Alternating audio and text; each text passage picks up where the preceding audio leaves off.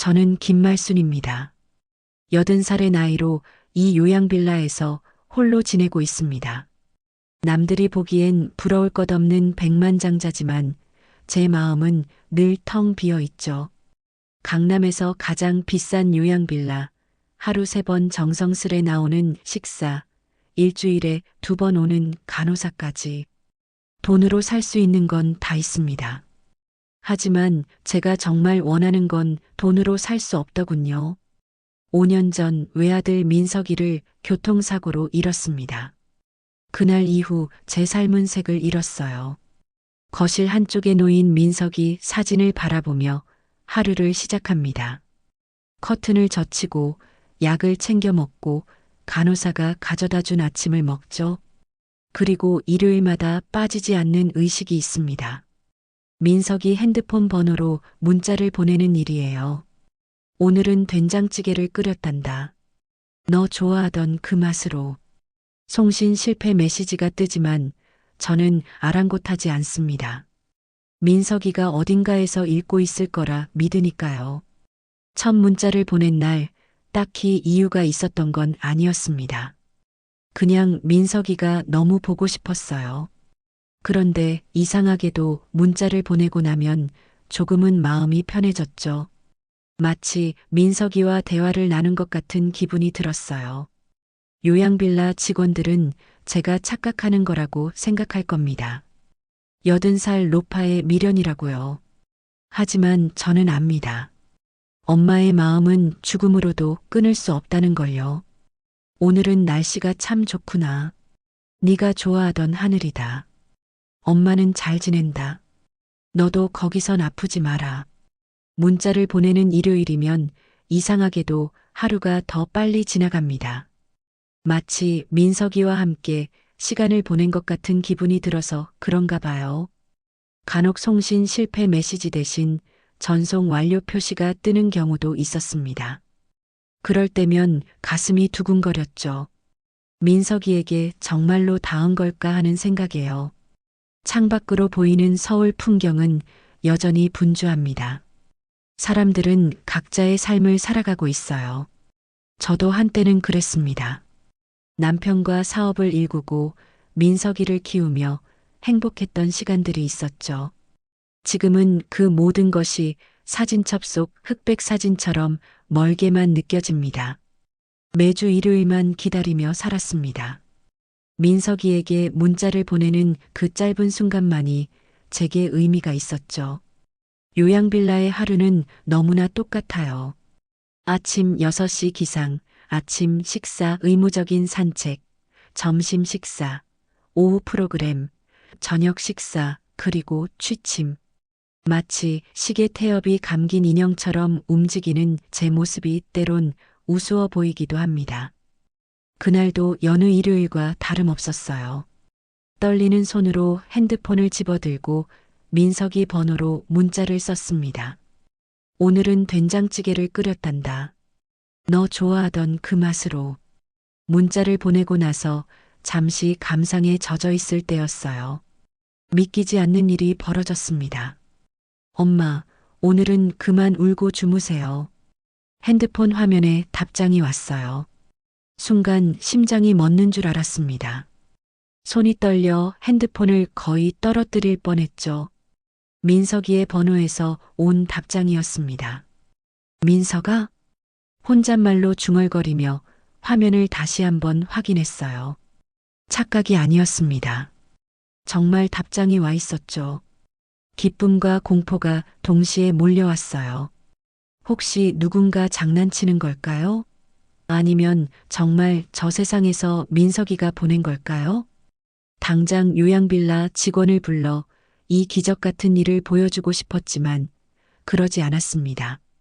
이건 민석이와 저 사이의 비밀이어야 했어요. 다른 사람들은 이해하지 못할 테니까요. 일주일이 지났습니다. 다시 일요일이 됐어요. 평소보다 더 일찍 일어나 문자를 보냈습니다. 엄마는 잘 지내. 너도 거기선 아프지 마라. 기다림이 길게 느껴졌지만 결국 답장이 왔어요. 된장찌개, 다음엔 두부도 넣어줘요.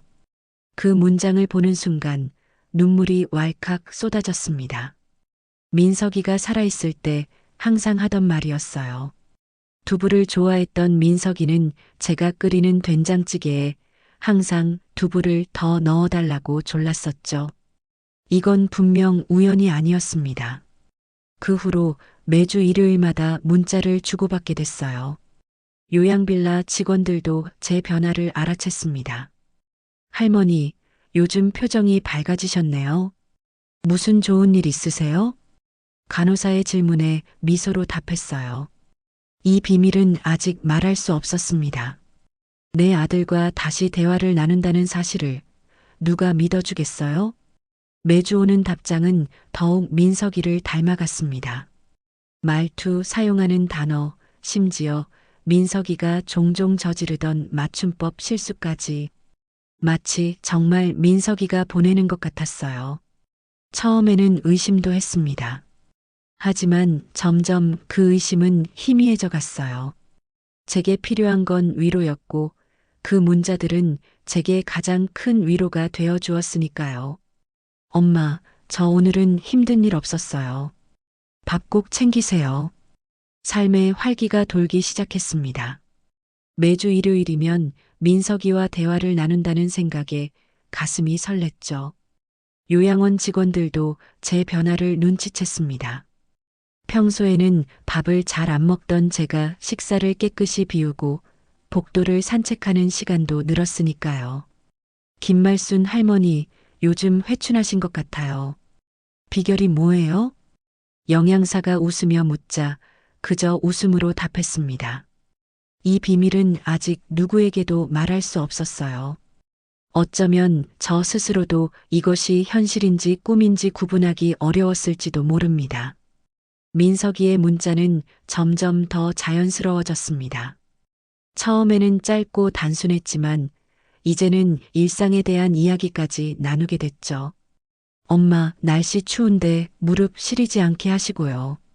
약은 제때 챙겨 드세요. 이 문자를 받고 나서 한참을 울었습니다. 민석이는 살아생전에 항상 제 건강을 걱정했어요. 특히 제 무릎 관절염을 위해 매달 영양제를 사다 주곤 했죠. 그 기억이 고스란히 담긴 문자였습니다. 어느 날은 용기를 내어 물어봤어요. 네가 정말 민석이 맞니? 답장은 바로 왔습니다. 엄마, 제가 누구겠어요. 엄마 아들 민석이잖아요. 그 순간 마음 한편에서는 의심이 피어났습니다. 너무 완벽해서 오히려 이상했어요. 죽은 사람의 문자라기엔 너무 현실적이었습니다. 하지만 다른 한편으로는 이 작은 위로가 필요했죠. 현실이든 환상이든 이 문자들이 제게 삶의 의미를 되찾아주고 있었으니까요. 요양원 일상은 변했습니다. 매일 아침 일어나면 창가에 앉아 하늘을 바라보는 습관이 생겼어요. 민석이도 저 하늘 어딘가에서 저를 보고 있을 거라는 생각에 위로가 됐죠. 매주 일요일에는 요양원 주방을 빌려 직접 음식을 만들었습니다. 민석이가 좋아하던 음식들을요. 그리고 그 사진을 찍어 보내기도 했습니다. 민석아, 오늘은 네가 좋아하던 떡갈비를 만들었단다. 답장은 항상 따뜻했어요. 우와, 제일 좋아하는 건데요. 엄마 손맛 그대로네요. 제 마음속 의심은 점점 커졌지만 그 위로의 힘도 커져갔습니다. 누군가 제 마음을 알아주는 것만으로도 큰 위안이 됐어요. 하지만 궁금증을 참을 수 없었죠. 그래서 조용히 조사를 시작했습니다. 요양원에 오는 지인 중 한 명이 전직 경찰이었어요. 그분께 조심스럽게 부탁했습니다. 민석이의 번호가 지금 누구에게 할당되어 있는지 알아봐 달라고요. 아마 통신사 이전으로 누군가가 그 번호를 쓰고 있을 거라는 생각이 들었습니다. 일주일 후 그분이 답을 가지고 왔습니다. 민석이의 번호는 현재 이현우라는 27살 청년이 사용하고 있다고 했어요. 강남에서 멀지 않은 곳에 살며 편의점과 배달 일을 하며 생계를 이어가는 청년이라고 했습니다. 제 마음은 복잡했습니다. 한편으로는 누군가가 저를 속였다는 배신감이 들었지만 다른 한편으로는 왜 그 청년이 낯선 할머니의 문자에 그토록 따뜻하게 답했는지 궁금했어요.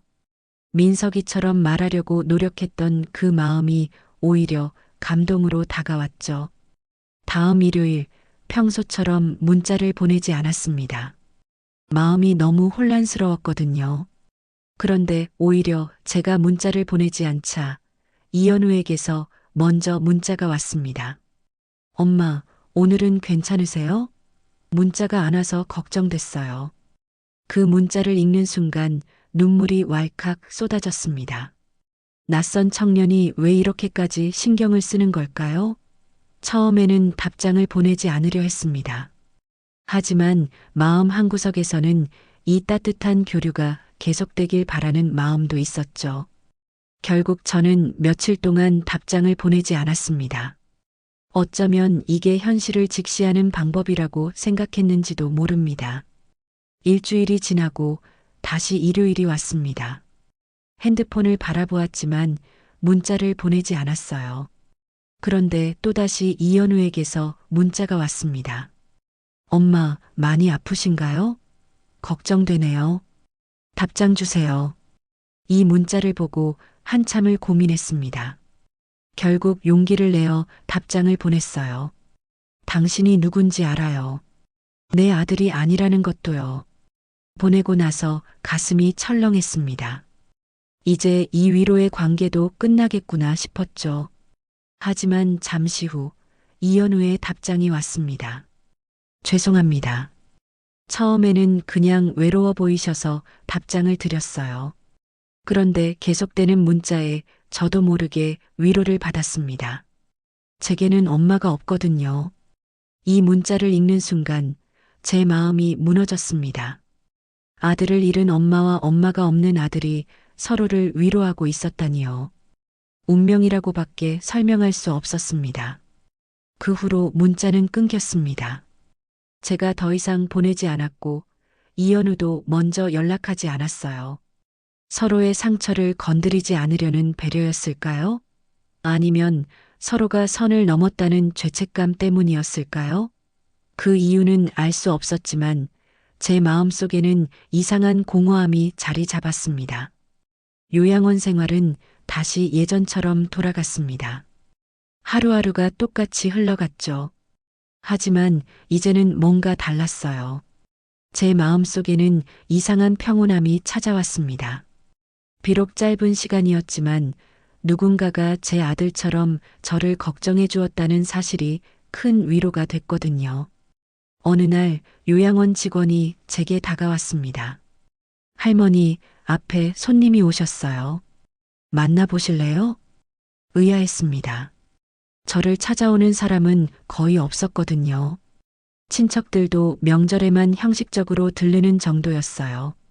누구일까 궁금해하며 면회실로 향했습니다. 그곳에는 낯선 청년이 앉아 있었습니다. 키가 크고 마른 체형, 피곤해 보이는 눈가에도 따뜻한 미소를 짓고 있었죠. 순간 직감적으로 알아챘습니다. 이현우였습니다. 안녕하세요, 김말순 할머니. 이현우가 조심스럽게 인사했습니다. 저는 말없이 그를 바라보았어요. 어떻게 여기까지 왔는지, 무슨 용기로 찾아왔는지 궁금했습니다. 제가 이현우입니다. 문자 주고받았던 말을 끝맺지 못하고 이현우는 고개를 숙였습니다. 손에는 작은 봉투가 들려 있었어요.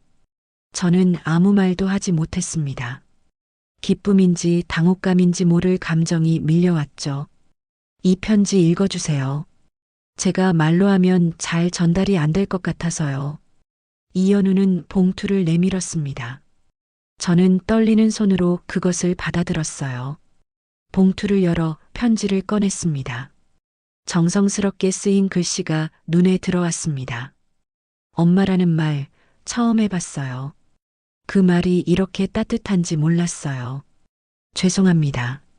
하지만 감사합니다. 편지를 읽는 동안 눈물이 마르지 않았습니다. 이연우는 자신의 이야기를 담담하게 적어 놓았어요.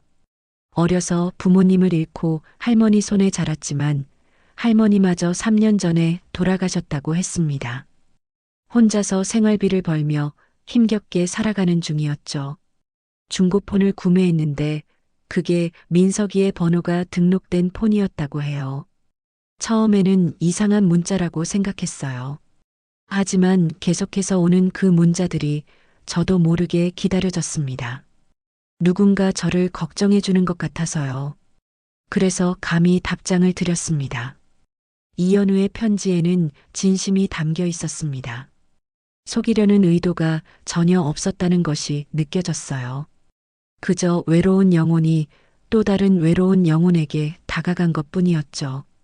편지를 다 읽고 고개를 들었을 때 이연우는 불안한 표정으로 저를 바라보고 있었습니다. 제가 어떤 반응을 보일지 두려워하는 것 같았어요. 저는 담담하게 물었습니다. 왜 내 아들처럼 문자를 보냈니? 이연우는 잠시 말을 고르더니 조용히 대답했습니다. 처음에는 그냥 답장을 드려야 할 것 같았어요. 하지만 할머니의 문자를 읽을수록 그 아들이 어떤 사람인지 느껴졌습니다.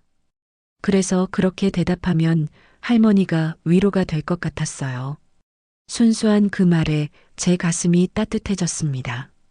분노나 배신감은 사라지고 오히려 고마움이 차올랐어요.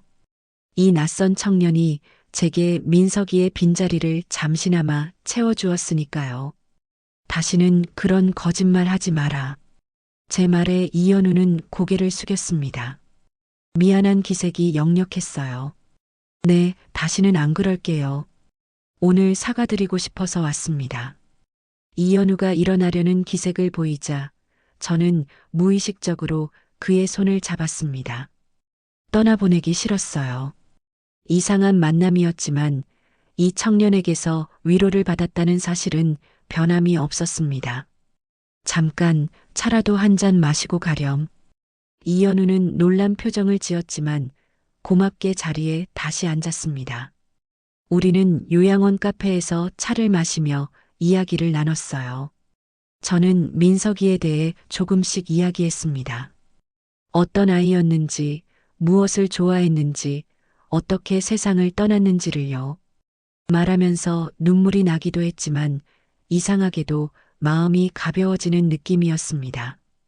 이연우는 자신의 이야기도 들려주었어요. 대학교를 중퇴하고 생계를 위해 여러 알바를 전전하는 모습, 그럼에도 언젠가 다시 공부를 시작하고 싶다는 꿈에 대해서요. 그의 이야기를 들으며 민석이가 살아있었다면 비슷한 나이였을 텐데 하는 생각이 들었습니다. 시간이 어떻게 흘렀는지 모르게 저녁이 되었습니다. 이연우가 일어나며 말했어요. 이제 가봐야 할 것 같습니다. 편의점 알바가 있어서요. 저는 고개를 끄덕였습니다. 헤어지기 전 용기를 내어 물었어요. 다음 주에도 올 수 있니? 이연우는 잠시 놀란 듯 했지만 곧 따뜻한 미소를 지었습니다. 네, 시간이 되면 꼭 오겠습니다. 그가 떠난 후 요양원 방으로 돌아와 창밖을 바라보았습니다. 하늘은 어둑해졌지만 제 마음은 오랜만에 밝아진 것 같았어요. 비록 민석이는 돌아올 수 없지만 이상하게도 새로운 인연이 제게 위로가 되었습니다. 이연우의 방문 이후 일상이 달라졌습니다. 이제는 매주 일요일을 기다리는 이유가 달라졌어요. 문자가 아닌 실제 만남을 기다리게 된 것이죠. 이연우는 약속대로 다음 주에도 찾아왔습니다. 그리고 그 다음 주에도요. 매번 작은 선물을 들고 왔어요. 때로는 과일이나 떡, 때로는 제가 좋아한다고 했던 커피를 가져왔죠. 요양원 직원들도 이제는 이연우를 알아보게 되었습니다. 처음에는 의아해했지만 이내 반가워했어요. 저를 찾아오는 사람이 거의 없었으니까요. 할머니, 손자분이 참 효자네요. 간호사가 그렇게 말했을 때 저는 굳이 정정하지 않았습니다. 비록 혈연 관계는 아니지만 이현우는 제게 가족 같은 존재가 되어가고 있었으니까요. 어느 일요일 이현우가 평소보다 침울한 표정으로 찾아왔습니다. 무슨 일이 있는지 물었더니 월세가 밀려 집에서 나와야 할 상황이라고 했어요. 알바를 여러 개 하고 있지만 생활비와 학비를 모으느라 힘들다고 했습니다. 걱정 마라. 내가 도와줄게. 제 말에 이현우는 손사래를 쳤어요. 아니에요. 그냥 이야기한 거예요. 도움을 바라고 한 말이 아니에요. 그의 말을 들으니 민석이가 생각났습니다. 민석이도 항상 자신의 어려움을 내색하지 않았어요. 제가 도움을 주려 하면 완강히 거부하곤 했죠. 그런 모습이 겹쳐 보였습니다. 며칠 뒤 저는 변호사를 불렀습니다. 제 재산 중 일부를 이현우에게 증여하는 서류를 준비했어요. 피는 섞이지 않았지만 이현우는 제게 또 다른 아들 같은 존재가 되었습니다. 그를 돕고 싶었어요. 다음 일요일 이현우가 찾아왔을 때 제 결정을 이야기했습니다. 내가 내게 작은 집 한 채를 마련해 주고 싶구나. 학교도 다시 다닐 수 있게 학비도 지원할게. 이현우는 깜짝 놀란 표정을 지었습니다. 곧이어 단호하게 고개를 저었어요. 할머니, 그럴 수 없어요. 제가 그런 의도로 찾아뵌 게 아니에요. 제 마음이 아팠습니다. 이현우를 의심한 것은 아니었지만 그의 입장에서는 오해받을 수 있는 상황이었죠. 저는 그의 손을 잡고 진심을 전했습니다. 내 말 잘 들어라. 난 5년 전에 아들을 잃었다. 그 후로 삶의 의미를 찾지 못했어. 하지만 네가 내게 새로운 기쁨을 가져다 주었단다. 이건 내 덕분이야. 그러니 내가 무언가 해주고 싶은 거야. 부담 갖지 말고 받아주렴. 이현우의 눈에 눈물이 고였습니다. 한참을 말없이 있다가 그가 입을 열었어요. 할머니, 정말 감사합니다. 하지만 그런 큰 선물은 받을 수 없어요. 대신 제가 자주 찾아뵐게요. 진짜 손자처럼요. 그의 말에 제 마음도 따뜻해졌습니다. 물질적인 것보다 더 소중한 것을 그는 이미 주고 있었어요. 시간과 마음이라는 선물을요. 그럼 적어도 내 월세는 내가 좀 도와주마. 그거라도 받아주렴. 오랜 설득 끝에 이현우는 겨우 월세 지원만 받기로 했습니다. 그것도 자신이 다시 대학에 입학해 공부하는 조건으로요. 저는 기뻤습니다. 이현우에게 새로운 기회를 줄 수 있어서 행복했어요. 그날 저녁 요양원 방으로 돌아와 창가에 앉았습니다. 하늘에는 별이 총총 빛나고 있었어요. 문득 민석이에게 말을 걸고 싶어졌습니다. 민석아, 이현우라는 청년을 만났단다. 어쩌면 네가 보내준 선물인지도 모르겠구나. 마음속으로 그렇게 말하니 평온함이 찾아왔습니다. 아들을 잃은 슬픔은 여전했지만 이제는 그 슬픔과 함께 살아갈 수 있을 것 같았어요. 이현우라는 새로운 인연 덕분에 삶의 의미를 다시 찾은 것 같았습니다. 이현우의 생활은 빠르게 변화했습니다. 제 도움으로 월세 걱정 없이 지낼 수 있게 되었고 편의점 알바 하나만 유지한 채 대학 편입을 준비하게 됐죠. 매주 일요일마다 저를 찾아와 공부 진행 상황을 이야기해주는 그 모습이 참 보기 좋았어요. 무엇보다 그의 표정이 밝아진 것이 가장 큰 변화였습니다. 처음 만났을 때의 피곤하고 지친 모습은 온데간데 없이 사라지고 생기 넘치는 청년으로 달라졌어요. 요양원에서의 제 생활도 변했습니다. 이제는 주변 사람들과도 대화를 나누고 프로그램에도 적극적으로 참여했죠. 간호사들은 제 변화에 놀라워했습니다. 그중 한 명은 제게 귓속말로 물었어요. 할머니, 정말 달라지셨어요. 비결이 뭐예요? 저는 그저 미소로 답했을 뿐입니다. 이 비밀은 아직 누구에게도 말할 수 없었죠. 제 방에는 이현우와 찍은 사진이 하나 놓였습니다. 민석이 사진 옆에 말이에요. 가끔은 두 사진을 나란히 놓고 바라보곤 했죠. 이상하게도 두 사람이 웃는 모습이나 눈빛에서 닮은 구석이 있었습니다. 피는 섞이지 않았지만 마음으로 이어진 인연은 그런 우연도 만들어내나 봐요. 어느 날 이현우가 주말 외출을 제안했습니다. 오랜만에 외출이라 조금 걱정되었지만 호기심이 더 컸죠. 요양원 측의 허가를 받고 토요일 아침에 나섰습니다. 이현우가 데려간 곳은 한강공원이었어요. 봄날의 한강은 생각보다 훨씬 아름다웠습니다. 개나리와 벚꽃이 만발했고 따스한 햇살이 물 위에서 반짝였죠. 민석이가 어렸을 때 자주 데려왔던 곳이에요. 제 말에 이현우는 놀란 듯 쳐다보았습니다. 정말요? 저도 어렸을 때 할머니랑 여기 자주 왔었어요. 우연의 일치에 우리는 웃음을 터뜨렸어요. 무언가 운명적인 느낌이 들었습니다. 이현우는 준비해온 도시락을 펼쳤어요. 직접 만든 김밥과 유부초밥, 그리고 과일까지. 정성이 가득 담긴 음식이었죠. 요리도 할 줄 아는구나. 제 말에 이현우는 쑥스러운 듯 웃었습니다. 혼자 살다 보니 배웠어요. 할머니께 대접하고 싶어서 어제 밤늦게까지 준비했어요. 그 말에 가슴이 뭉클해졌어요. 남의 할머니에게 이렇게까지 정성을 들이는 이현우가 고마웠습니다. 한강을 바라보며 음식을 먹는 동안 저는 오랜만에 평온함을 느꼈어요. 산들바람이 불어오는 강가, 주변에서 들리는 아이들의 웃음소리, 그리고 이현우의 따뜻한 배려. 이 모든 것이 제 마음을 치유하는 것 같았습니다. 식사를 마치고 둔치를 걸으며 이야기를 나눴죠. 이현우는 자신의 꿈에 대해 이야기했어요.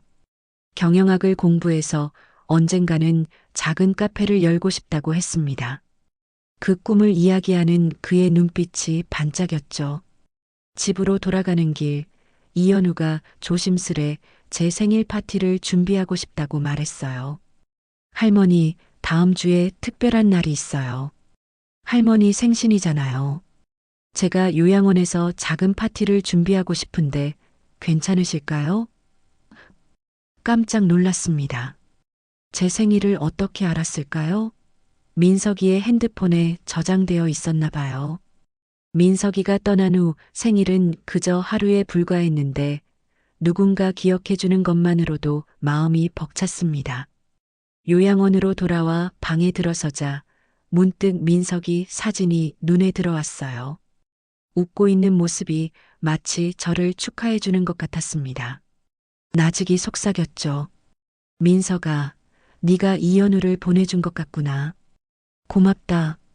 창밖으로 보이는 하늘은 맑고 푸르렀어요. 오랜만에 마음의 평화를 느끼며 내일이 기다려지는 기분이었습니다. 이제 제 삶은 과거가 아닌 미래를 향해 나아가고 있었죠. 생일 파티는 소박하지만 따뜻했습니다. 이현우는 요양원 식당 한쪽을 예약해 꾸몄어요. 풍선과 꽃으로 장식된 공간에서 요양원 직원들과 함께 시간을 보냈죠. 직원들은 제가 이렇게 웃는 모습을 본 적이 없다며 놀라워했습니다. 저도 모르게 제 얼굴에 웃음이 번졌나 봐요. 오랜만에 느끼는 행복감이었습니다. 이현우가 케이크에 촛불을 켰어요. 모두가 생일 노래를 불러주었습니다. 노래가 끝나고 소원을 빌며 촛불을 껐죠. 제 소원은 단순했어요. 이 평화로운 순간이 오래 지속되기를 바랐습니다. 마음속으로 민석이에게도 인사를 건넸어요. 민석아, 엄마가 오늘 행복하단다. 네가 보고 있다면 기뻐해 줄래? 이현우는 작은 상자를 선물로 주었습니다. 떨리는 손으로 열어보니 은색 팔찌가 들어 있었어요. 단순한 디자인이었지만 뒷면에는 작게 엄마와 아들이라고 새겨져 있었죠. 그 말을 읽는 순간 눈물이 왈칵 쏟아졌습니다. 이현우는 그것이 첫 월급으로 산 것이라고 했어요. 카페에서 일을 시작했다고 했습니다. 자신의 꿈을 향해 한 걸음씩 나아가고 있었죠. 파티가 끝나고 이현우를 배웅했어요. 요양원 입구에서 그가 저에게 찾아오는 이유를 물었습니다. 이현우야, 왜 이렇게까지 해주는 거니? 나는 그저 낯선 할머니일 뿐인데. 이현우는 잠시 생각에 잠기더니 진심을 담아 말했어요. 처음에는 외롭게 보이는 할머니께 위로가 되고 싶었을 뿐이었어요. 하지만 시간이 지날수록 진짜 가족 같은 느낌이 들었습니다. 할머니를 통해 처음으로 가족의 따뜻함을 느꼈어요. 그 말에 제 가슴이 따뜻해졌습니다. 저도 모르게 이현우를 꼭 안았어요. 민석이를 안는 것 같은 느낌이었죠. 너도 이제 내 가족이란다. 피보다 더 진한 인연으로. 이현우의 눈에도 눈물이 고였습니다. 서로의 상처를 어루만지며 우리는 새로운 가족이 되어가고 있었어요. 다음 날 아침 창가에 앉아 햇살을 느끼며 팔찌를 바라보았습니다. 엄마와 아들이라는 글자가 반짝였어요. 민석이의 빈자리를 완전히 채울 수는 없지만 이현우는 제게 새로운 삶의 이유를 주었습니다. 그것만으로도 충분히 감사했죠. 한 달 후, 이현우는 대학에 합격했다는 소식을 가져왔어요. 제 도움으로 다시 공부를 시작할 수 있게 된 것입니다. 그 소식을 들으며 어머니처럼 자랑스러움을 느꼈어요. 마치 제 아들의 성공을 축하하는 것 같았습니다. 이현우는 조심스럽게 제게 요양원에서 나와 그의 집 근처로 오는 건 어떤지 제안했어요. 서로 더 자주 만날 수 있을 거라고 했죠. 그 제안에 잠시 생각에 잠겼습니다. 요양원 생활은 편했지만 답답한 면도 있었어요. 이현우 근처라면 더 자유로운 생활이 가능할 것 같았죠. 그래, 한번 생각해보마. 너 근처에 있으면 좋겠구나. 이현우의 얼굴에 환한 미소가 번졌습니다. 제 말은 사실 이미 결정을 내린 것이나 다름없었어요. 이 청년과 더 가까이서 지내고 싶었으니까요. 저녁이 되어 이현우가 돌아간 후 민석이 사진을 바라보았습니다. 마치 민석이가 저에게 웃어주는 것 같았어요. 수백억의 재산보다 소중한 것은 결국 사람과의 인연이었습니다. 그리고 저는 운 좋게도 두 번째 인연을 만났어요. 휴대폰 번호 하나를 통해 이어진 특별한 인연이었죠. 창밖으로 보이는 저녁 하늘에는 별들이 반짝이기 시작했습니다. 민석이가 있는 하늘과 이현우가 있는 이 땅 사이에서 저는 더 이상 외롭지 않았어요. 두 아들을 가진 행복한 어머니가 되었죠. 그리고 그 행복은 어쩌면 민석이가 보내준 마지막 선물이었는지도 모릅니다. 푸른 벤치에 앉아 하늘을 올려다보며 미소를 지었어요. 이제 저는 하루하루를 감사함으로 살아갈 것입니다. 죽음도 끊지 못한 모자의 인연, 그리고 그 인연이 이어준 새로운 가족의 탄생. 이 모든 것이 그저 우연이 아니라 필연이었다고 믿어요. 다음 이야기에서 또 다른 감동으로 찾아뵙겠습니다. 함께 해주셔서 감사합니다.